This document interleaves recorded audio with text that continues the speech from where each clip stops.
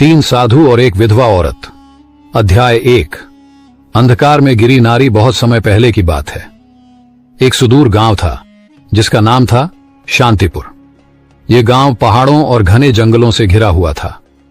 यहां के लोग सीधे सादे थे, खेती बाड़ी करके जीवन यापन करते थे। हालांकि गांव का नाम शांतिपुर था, लेकिन वहां की गलियों में शांति कम और कड़वाहट ज्यादा थी।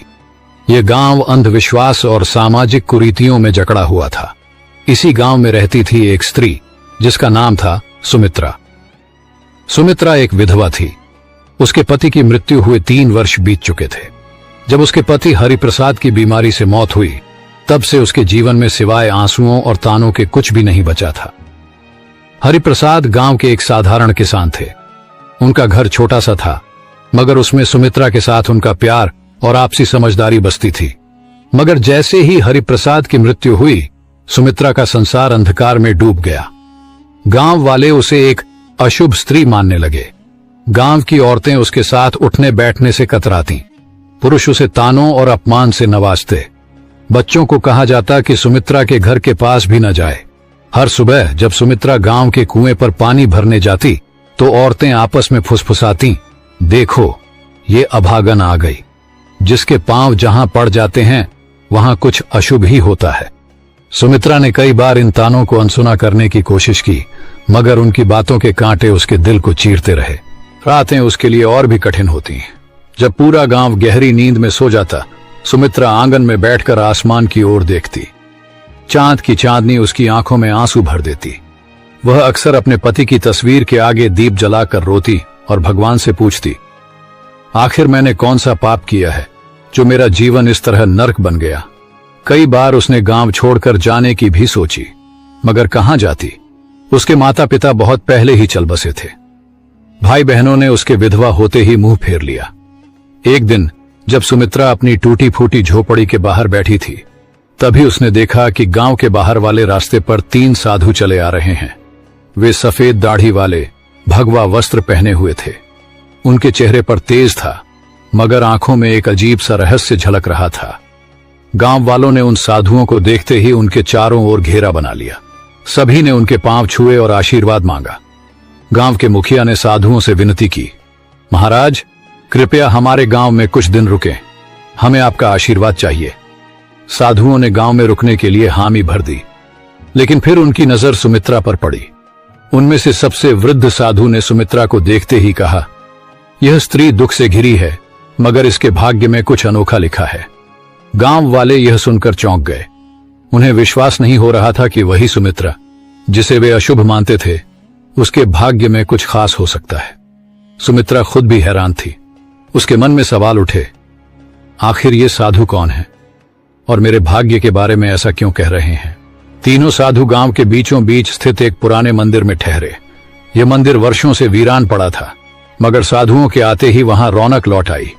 गांव वाले उन्हें देखने के लिए रोज वहां पहुंचते और उनके प्रवचनों को सुनते।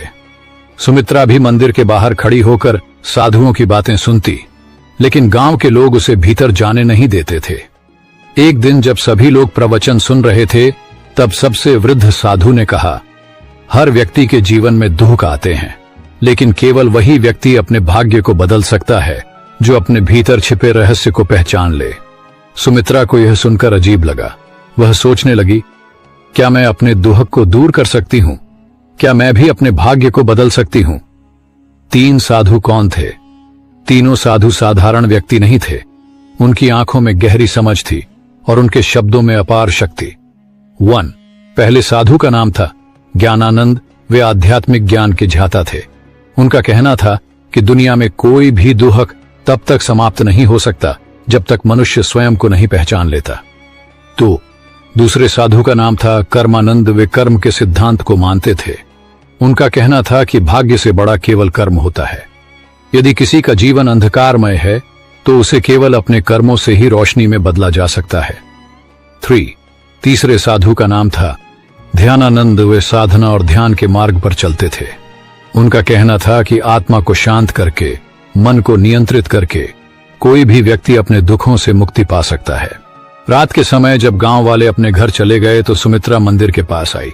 उसे विश्वास नहीं हो रहा था कि तीनों साधु सच में उससे मिलना चाहते हैं। जैसे ही वह मंदिर के अंदर पहुंची, तीनों साधु उसकी ओर देखने लगे। कुछ देर तक कोई कुछ नहीं बोला। फिर ज्ञानानंद बोले, तुम हमें क्यों ढूंढ रही हो पुत्री? सुमित्रा कांपते हुए बोली, मुझे कुछ समझ नहीं आता। मैं बस यह जानना चाहती हूं कि मेरे जीवन में इतना दुहक क्यों है। मैंने किसी का क्या बिगाड़ा है? तीनों साधु मुस्कुराए। कर्मानंद ने कहा, दुनिया में कोई भी दुख बिना कारण नहीं आता। तुमने अपने पूर्व जन्मों में जो किया है उसका ही परिणाम तुम्हें इस जन्म में मिला है। लेकिन घबराओ मत, क्योंकि हर कर्म को नए कर्मों से बदला जा सकता है। सुमित्रा ने आंखें भरते हुए पूछा, क्या मैं अपना भाग्य बदल सकती हूं? ध्यानानंद ने धीरे से उत्तर दिया, हां, लेकिन उसके लिए तुम्हें परीक्षा देनी होगी। क्या तुम तैयार हो? सुमित्रा ने बिना कुछ सोचे जवाब दिया, मैं तैयार हूं। तीनों साधु एक दूसरे की ओर देखने लगे। यह देखकर ऐसा लग रहा था जैसे वे किसी रहस्य को जानते हों। ज्ञानानंद ने कहा, तो फिर कल सूरज उगने से पहले तुम जंगल के पास वाले पीपल के पेड़ के नीचे आओ। वहां से तुम्हारी यात्रा शुरू होगी। सुमित्रा को कुछ समझ नहीं आया, मगर उसने सिर हिलाकर हामी भर दी। गांव में फैली अफवाह। अगले दिन गांव में यह खबर आग की तरह फैल गई कि तीनों साधुओं ने सुमित्रा को जंगल में बुलाया है। गांव के लोग आपस में चर्चा करने लगे, क्या ये साधु इसे कोई वरदान देने वाले हैं या फिर इसे श्राप मिलेगा? गांव की कुछ औरतें आपस में फुसफुसाने लगीं, कहीं ये साधु हमें धोखा तो नहीं दे रहे। लेकिन सुमित्रा को इन बातों से कोई फर्क नहीं पड़ा। उसे केवल इस बात की चिंता थी कि आखिर जंगल में उसके साथ क्या होने वाला है। उस रात सुमित्रा सो नहीं सकी। वह बार बार सोच रही थी, क्या सच में कोई मेरी मदद कर सकता है या यह भी सिर्फ एक और छलावा है? लेकिन अब वह ठान चुकी थी कि चाहे कुछ भी हो जाए, वह अगले दिन सूरज उगने से पहले जंगल के पास जाएगी। ये खड़े थे, वे गहरी तपस्या में लीन थे। उनके चारों ओर एक अद्भुत शांति फैली हुई थी। सुमित्रा ने हाथ जोड़कर प्रणाम किया और कहा, मैं आ गई हूं महाराज, अब मुझे बताइए कि मेरी परीक्षा क्या है? ज्ञानानंद ने आंखें खोली और बोले, यह संसार एक भ्रम है पुत्री। जो इसे समझ लेता है वही अपने भाग्य को बदल सकता है। लेकिन इससे पहले कि हम तुम्हें ज्ञान दें, तुम्हें अपनी परीक्षा देनी होगी। कर्मानंद ने कहा, हम तुम्हें इस जंगल में छोड़ रहे हैं। तुम्हें रात भर अकेले यहीं रहना होगा। ये जंगल बहुत रहस्यमयी है। यहां जंगली जानवर भी हैं और अदृश्य शक्तियां भी। लेकिन अगर तुमने अपना डर छोड़ दिया तो तुम पहली परीक्षा पास कर जाओगी। सुमित्रा को यह सुनकर झटका लगा। रात भर अकेले जंगल में वह डर गई थी, लेकिन उसने अपने भीतर हिम्मत जुटाई और कहा, मैं तैयार हूं। तीनों साधु मुस्कुराए और बोले, हम कल सुबह सूरज उगने के बाद यहां आएंगे। तब तक तुम्हें अकेले रहना होगा। इतना कहकर तीनों साधु जंगल के दूसरे छोर की ओर चले गए और सुमित्रा अकेली रह गई। शाम ढलते ही जंगल में अंधेरा छाने लगा। चारों ओर अजीब अजीब सी आवाजें आने लगीं। दूर किसी पेड़ पर उल्लू बोल रहा था। झाड़ियों में कुछ सरसराने की आवाजें आ रही थीं। सुमित्रा ने अपने दिल को संभाला और एक पेड़ के नीचे बैठ गई। लेकिन जैसे ही रात गहराने लगी, भय भी बढ़ने लगा। अचानक उसे लगा कि कोई परछाई उसकी ओर बढ़ रही है। उसका दिल जोर जोर से धड़कने लगा। क्या यह कोई जंगली जानवर है या कोई भूत? लेकिन तभी उसे साधुओं की बात याद आई। अगर तुमने अपना डर छोड़ दिया तो तुम पहली परीक्षा पास कर जाओगी। उसने अपनी आंखें बंद की, गहरी सांस ली और खुद से कहा, मुझे डरना नहीं चाहिए। मैं यहां अकेली नहीं हूं, मेरे साथ भगवान है। जैसे ही उसने यह सोचा, वह परछाई धीरे धीरे गायब हो गई। रात भर वह इसी तरह अपने डर से लड़ती रही। कभी कोई आवाज सुनाई देती, कभी अजीब सा कंपन महसूस होता, लेकिन उसने खुद को शांत रखा और हिम्मत नहीं हारी। सुबह की पहली किरण और सफलता। जैसे ही सूरज की पहली किरण जंगल में पड़ी, सुमित्रा ने राहत की सांस ली। थोड़ी देर बाद तीनों साधु वहां पहुंचे और देखा कि सुमित्रा मुस्कुरा रही है। ज्ञानानंद बोले, पुत्री, तुमने अपनी पहली परीक्षा पास कर ली। तुमने डर को जीत लिया। अब तुम्हारे जीवन में बड़ा बदलाव आने वाला है। सुमित्रा की आंखों में आशा की चमक थी। वह समझ गई थी कि डर केवल हमारे मन में होता है और जब हम उसका सामना करते हैं तो वह खुद ही समाप्त हो जाता है। सुमित्रा की पहली जीत जंगल में भय से भरी रात बिताने के बाद सुमित्रा की आंखों में अब डर की जगह आत्मविश्वास था। जब सूरज की पहली किरणें जंगल की शाखाओं से छनकर उसके चेहरे पर पड़ी, तो उसने महसूस किया कि वह पहले से कहीं अधिक शांत और मजबूत हो चुकी थी।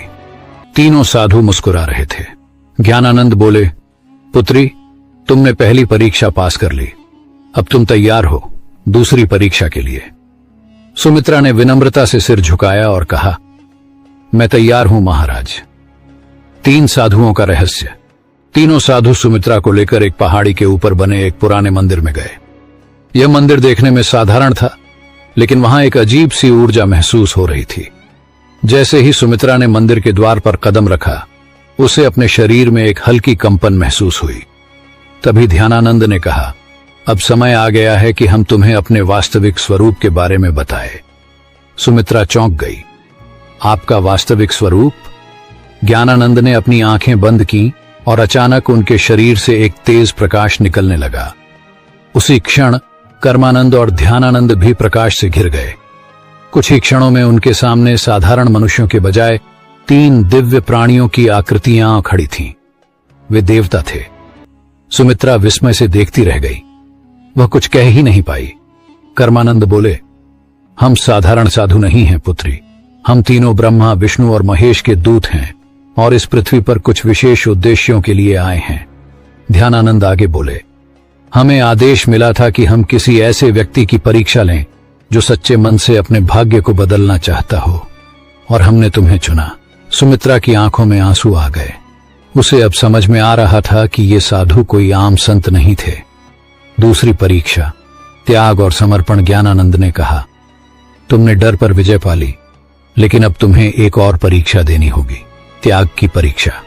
सुमित्रा ने पूछा, क्या त्याग करना होगा? कर्मानंद बोले, तुम्हें अपने सबसे प्रिय वस्तु का त्याग करना होगा, वही वस्तु जिससे तुम्हारा सबसे अधिक लगाव हो। सुमित्रा सोच में पड़ गई। उसके पास वैसे भी कुछ नहीं था, मगर फिर उसे अपने पति की तस्वीर याद आई। हरिप्रसाद की मृत्यु के बाद वही एक चीज थी जिससे वह खुद को जोड़कर रखती थी। जब भी वह दुखी होती, उस तस्वीर को देखती और अपने पति को याद करती। उसने धीरे से पूछा, क्या मुझे अपने पति की तस्वीर छोड़नी होगी? ध्यानानंद बोले, अगर वही तुम्हारी सबसे प्रिय वस्तु है तो हां, लेकिन याद रखो, सच्चा त्याग तभी होता है जब वह स्वेच्छा से किया जाए। अगर तुम इस परीक्षा के लिए तैयार नहीं हो तो हम तुम्हें बाध्य नहीं करेंगे। सुमित्रा के मन में संघर्ष शुरू हो गया। क्या वह अपने पति की अंतिम निशानी को छोड़ सकती है? उसने कुछ देर सोचा और फिर कहा, अगर मेरे जीवन को बदलने के लिए यह आवश्यक है तो मैं तैयार हूं। तीनों साधु मुस्कुरा उठे। तो जाओ और अपनी सबसे प्रिय वस्तु को गांव के तालाब में प्रवाहित कर दो। त्याग का क्षण। सुमित्रा गांव वापस आई और अपनी झोपड़ी में गई। वहां एक पुराने संदूक में वह तस्वीर रखी हुई थी। उसने कांपते हाथों से उसे उठाया और तालाब की ओर चल पड़ी। गांव के कुछ लोग उसे ऐसा करते देख रहे थे। वे आपस में बातें कर रहे थे, अब यह पागल हो गई है, अपने पति की तस्वीर क्यों फेंक रही है? लेकिन सुमित्रा ने उनकी बातों पर ध्यान नहीं दिया। उसने धीरे से तस्वीर को पानी में प्रवाहित कर दिया। जैसे ही तस्वीर पानी में डूबी, उसे महसूस हुआ कि उसके दिल का सारा भार भी पानी में समा गया है। अब वह हल्का महसूस कर रही थी। दूसरी परीक्षा सफल। जैसे ही वह वापस जंगल में पहुंची, तीनों साधु वहां खड़े थे। ज्ञानानंद बोले, पुत्री, तुमने त्याग की परीक्षा भी पास कर ली। अब तुम उस बंधन से मुक्त हो चुकी हो जो तुम्हें अतीत से जोड़कर रखता था। सुमित्रा को अब सच में लगने लगा कि उसका जीवन बदल रहा है। ध्यानानंद बोले, अब तुम्हारी अंतिम और सबसे कठिन परीक्षा बाकी है। सुमित्रा ने सिर झुका लिया। मैं तैयार हूं महाराज। तीसरी और सबसे कठिन परीक्षा। सुमित्रा ने भय और त्याग की परीक्षा पास कर ली थी। अब वह पहले से कहीं अधिक मजबूत और आत्मविश्वासी महसूस कर रही थी, लेकिन उसे नहीं पता था कि उसकी सबसे कठिन परीक्षा अभी बाकी थी। तीनों साधु मंदिर के भीतर खड़े थे। जब सुमित्रा वहां पहुंची तो ज्ञानानंद ने गंभीर स्वर में कहा, पुत्री, अब तुम्हारी अंतिम परीक्षा का समय आ गया है। सुमित्रा ने सिर झुकाकर कहा, मैं तैयार हूं महाराज। ध्यानानंद बोले, यह परीक्षा तुम्हारी आत्मा की परीक्षा है। तुम्हें यह सिद्ध करना होगा कि तुम केवल अपने लिए नहीं बल्कि दूसरों के लिए भी जी सकती हो। सुमित्रा ने आश्चर्य से पूछा, मुझे क्या करना होगा? कर्मानंद ने कहा, गांव में एक वृद्ध महिला रहती है जिसका कोई सहारा नहीं है। वह भूखी और बीमार है। तुम्हें अपना सारा भोजन और अपनी झोपड़ी उसे देनी होगी और फिर तुम्हें जंगल में जाकर 7 दिन तक ध्यान करना होगा, बिना भोजन और पानी के। यह सुनकर सुमित्रा स्तब्ध रह गई। अपना घर और भोजन छोड़ दूं और फिर 7 दिन बिना कुछ खाए पिए ध्यान करूं? यह परीक्षा किसी भी अन्य परीक्षा से अधिक कठिन थी। मन का संघर्ष सुमित्रा की आंखों के सामने उसकी झोपड़ी का दृश्य आ गया। यह घर उसका अंतिम सहारा था। अगर उसने इसे छोड़ दिया तो वह कहां जाएगी? लेकिन फिर उसे साधुओं की बातें याद आईं। अगर तुमने यह परीक्षा पास कर ली तो तुम्हारा जीवन पूरी तरह बदल जाएगा। सुमित्रा ने अपने भीतर झांका और फैसला किया, ठीक है महाराज, मैं यह करने के लिए तैयार हूं। सब कुछ छोड़ना सुमित्रा गांव लौटी और अपनी झोपड़ी उस वृद्ध महिला को दे दी। उसने अपने बचे खुचे भोजन को भी उसे सौंप दिया। गांव के लोग यह देखकर हैरान थे। ये क्या कर रही है? अपना सब कुछ क्यों छोड़ रही है? लेकिन सुमित्रा ने किसी की बातों पर ध्यान नहीं दिया। वह सीधा जंगल की ओर बढ़ गई, जहां उसे 7 दिन तक ध्यान करना था। 7 दिन का कठिन ध्यान पहला दिन बीता और सुमित्रा को बहुत भूख लगी, लेकिन उसने अपनी चेतना को भटकने नहीं दिया। उसने अपनी आंखें बंद की और साधुओं के दिए हुए मंत्रों का जाप करने लगी। दूसरे दिन उसे प्यास ने सताना शुरू किया, लेकिन उसने पानी की इच्छा को भी त्याग दिया और ध्यान में लगी रही। तीसरे दिन उसके शरीर में कमजोरी आने लगी, लेकिन उसने हार नहीं मानी। चौथे दिन उसे लगा कि वह अब और नहीं सह पाएगी, लेकिन तभी उसे साधुओं की बातें याद आईं। सच्ची शक्ति शरीर में नहीं, मन में होती है। 5वें और 6ठे दिन वह पूरी तरह ध्यान में डूब गई थी। अब उसे भूख प्यास महसूस ही नहीं हो रही थी। 7वें दिन जब सूरज उगा तो कुछ अद्भुत हुआ। सुमित्रा की आत्मा एक नई ऊर्जा से भर गई थी। उसे महसूस हो रहा था जैसे वह एक साधारण स्त्री नहीं रही, बल्कि एक दिव्य शक्ति से जुड़ चुकी है। सुमित्रा का रूपांतरण जब 7वां दिन पूरा हुआ तो तीनों साधु उसके सामने प्रकट हुए। ज्ञानानंद बोले, पुत्री, तुमने अपनी अंतिम परीक्षा भी पास कर ली। अब तुम केवल एक साधारण विधवा नहीं हो, बल्कि एक सशक्त आत्मा बन चुकी हो। कर्मानंद बोले, तुम्हारे भीतर अब वह शक्ति आ गई है जिससे तुम न केवल अपना बल्कि दूसरों का भी भाग्य बदल सकती हो। ध्यानानंद ने अपने हाथ उठाए और कहा, तुम्हें आशीर्वाद देते हैं कि अब से तुम्हारी जिंदगी सुख, शांति और सम्मान से भरी होगी। सुमित्रा के चारों ओर एक सुनहरी रोशनी फैल गई। उसने आंखें बंद कर ली और जब खोली तो वह पहले से कहीं अधिक शांत, मजबूत और तेजस्वी महसूस कर रही थी। गांव में वापसी और सम्मान। जब सुमित्रा गांव लौटी तो गांव वाले उसे देखकर चौंक गए। अब वह कोई दुखी विधवा नहीं थी। उसके चेहरे पर दिव्यता थी, उसकी आंखों में आत्मविश्वास था। गांव के लोगों ने उसे पहले तिरस्कृत किया था, लेकिन अब वे उसके पास आकर उसके चरण छूने लगे। मां, हमें क्षमा करो, हमने तुम्हारा अपमान किया था, लेकिन अब हमें समझ आ गया कि तुम कोई साधारण स्त्री नहीं हो। सुमित्रा मुस्कुराई और कहा, सच्ची शक्ति बाहर नहीं, हमारे भीतर होती है। जब हम अपने डर, अपने मोह और अपने अहंकार को त्याग देते हैं, तभी हम असली शक्ति को प्राप्त कर सकते हैं। गांव वालों ने उसे गांव की सम्माननीय महिला घोषित कर दिया। अब वह पूरे गांव की मार्गदर्शक बन गई थी। 3 साधुओं का आशीर्वाद और विदाई। तीनों साधु फिर से उसके सामने प्रकट हुए। ज्ञानानंद बोले, हमारा कार्य पूरा हुआ, अब हमें वापस जाना होगा। सुमित्रा ने हाथ जोड़कर कहा, मैं आपकी आभारी हूं महाराज, आपने मुझे सिखाया कि सच्चा सुख और शक्ति हमारे भीतर है। कर्मानंद मुस्कुराए और बोले, तुम अब केवल अपने लिए नहीं बल्कि पूरे संसार के लिए जियोगी। ध्यानानंद ने हाथ उठाए और आशीर्वाद दिया, तुम्हारा जीवन अब एक नई रोशनी से भरा रहेगा। जैसे ही उन्होंने यह कहा, तीनों साधु प्रकाश में बदलकर आकाश में विलीन हो गए। नया जीवन, नई पहचान। अब सुमित्रा सिर्फ एक विधवा नहीं थी, वह पूरे गांव की मार्गदर्शक बन चुकी थी। उसने गांव में शिक्षा, सेवा और परोपकार की एक नई लहर चलाई। जहां पहले लोग उसे अपशकुन मानते थे, अब वे उसकी सलाह के बिना कोई भी निर्णय नहीं लेते थे। अब वह सिर्फ सुमित्रा नहीं थी, वह मां सुमित्रा बन चुकी थी। अध्याय 5 समाप्त। कहानी का सार एक, डर को हराकर ही हम सच्ची शक्ति प्राप्त कर सकते हैं। 2, त्याग और समर्पण से जीवन में नई ऊंचाइयां मिलती हैं। 3, सच्चा परिवर्तन बाहर से नहीं भीतर से आता है। 4, जो खुद को बदल सकता है वह पूरे समाज को बदल सकता है। अंतिम शब्द, 3 साधु और विधवा सुमित्रा की यह कहानी हमें सिखाती है कि हमारा भाग्य हमारे हाथ में है। यदि हम अपने डर, अपने मोह और अपने अहंकार को त्याग दें तो हम जीवन में कुछ भी हासिल कर सकते हैं। आपको यह कहानी कैसी लगी? अगर आपको 3 साधु और एक विधवा की यह प्रेरणादायक और रोचक कहानी पसंद आई हो तो हमारे चैनल को जरूर सब्सक्राइब करें। आपकी राय